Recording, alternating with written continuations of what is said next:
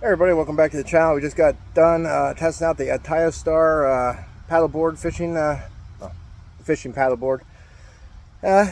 Wasn't that bad. Wasn't that bad. Gonna have a video of that coming up, shortly. But came home right now to rest up a little bit and had a package in the mailbox.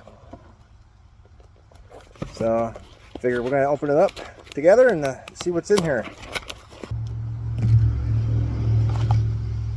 Since we're having a celebration of the 250 years coming up, I wanted you to check out the new America frogs.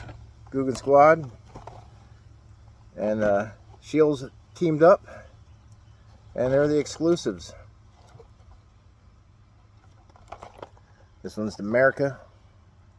Me personally, I like to say America, or America, but not America, but whatever. It seems to be the thing, but you're still going to hear me say America.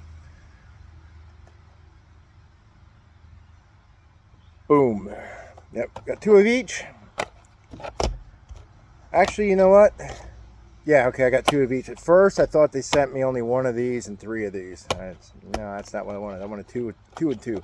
The reason I got that is because some are going on the pegboard, and some of them we might take out on July 3rd and see if we can catch some fish on them.